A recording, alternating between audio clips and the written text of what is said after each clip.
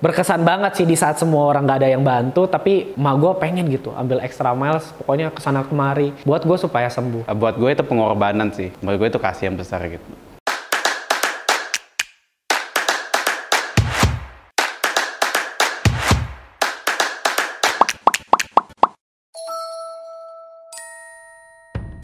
Wah, berat nih. Berkorban ya demi gue ya. Bentar lagi mikir. Pernah nggak ya? Pernah sih kayaknya. Nggak pernah sih kayaknya. Pernah sih, pasti pernah. Pernah. Seseorang mesti orang. Pernah. Hehehe. Pernah dong. Hehehe. Oh pernah, kalau kayak gitu pernah.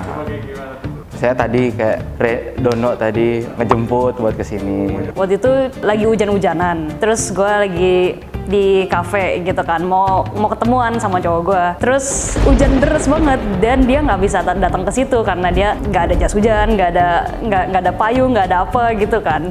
Terus gue ngomel-ngomel.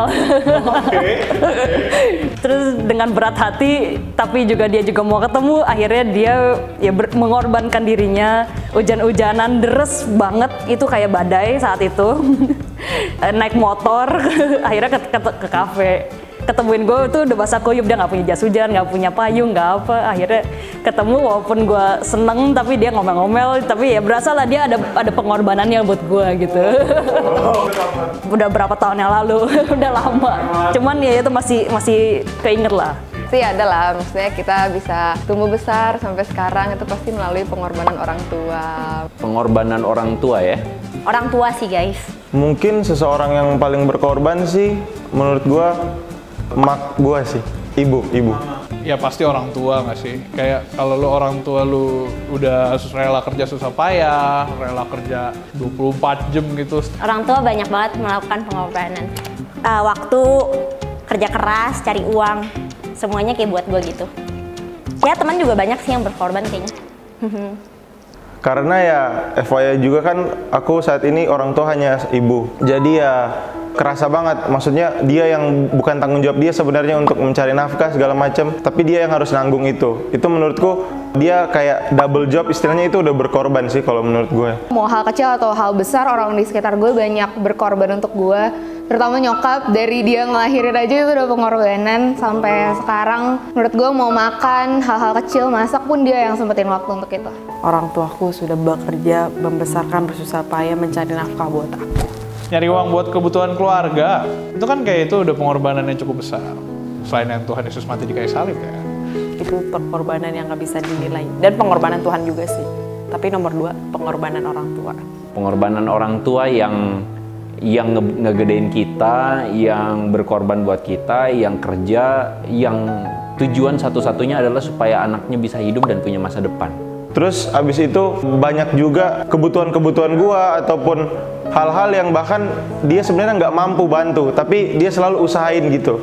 Entah itu sampai minta sama orang atau gimana, tapi ya dia tetap harus selalu menuhin gua, yang intinya yang paling utama tuh gua. Jadi dia lebih mikirin hidup gua daripada dia. Menurut gua itu pengorbanan paling besar sih, ketika kita mengutamakan kehidupan orang lain atau anak atau orang yang kita kasih dibandingkan kita. Jadi gue dulu tuh di tangan gue tuh sensitif banget. Tangan gue tuh pernah kayak borokan gitu loh, geng. Sekarang gue main pasir bangunan gitu.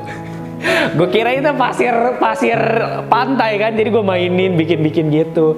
Dan saat itu ya teman-teman, kayak keluarga besar tuh nggak ada yang bantu, keluarga kecil gue nggak punya duit, bapak gue lagi merantau gitu. Terus kayak pernah mah gue sampai telepon saudara-saudara gitu sampai nangis-nangis di wartel, masih zaman wartel gitu.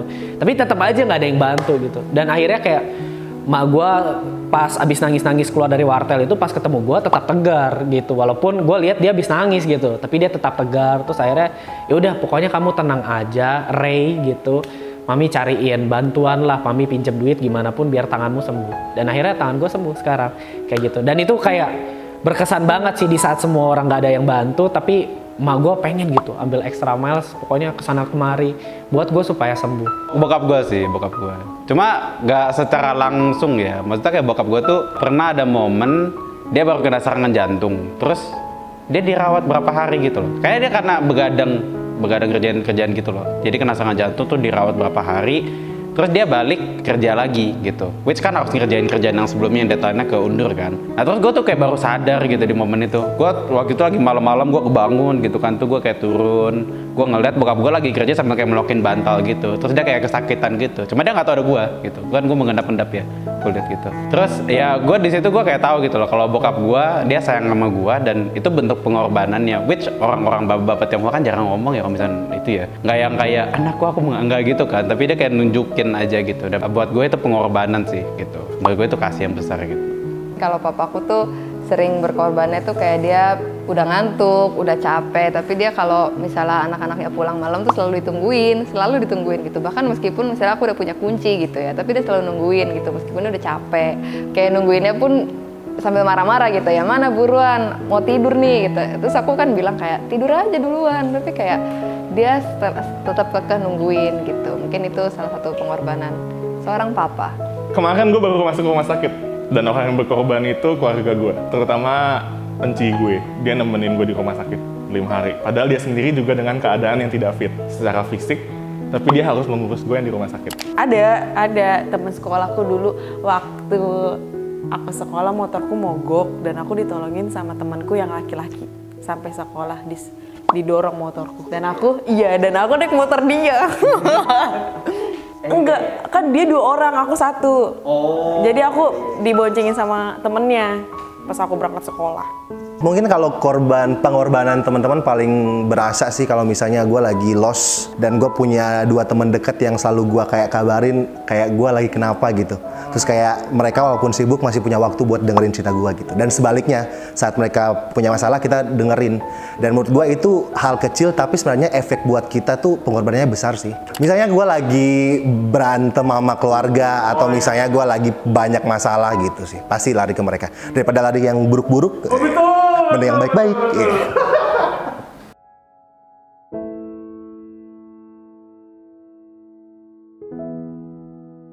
Stay connected with Hello God. Kesan lah ya. Iya, buat kalian para laki, siap saya berkorban bagi wanita. Pernah sih kayaknya. Waktu apa ya? Kebutuhan buat uang keluarga lah. Kebalik-balik. Terus borok, kusta mah perjanjian lama gitu. Bingung sumpah. Aduh, ini tuh pertanyaan sebenarnya gue yang bikin dah. Ya Allah. Sumpah iya dia yang bikin.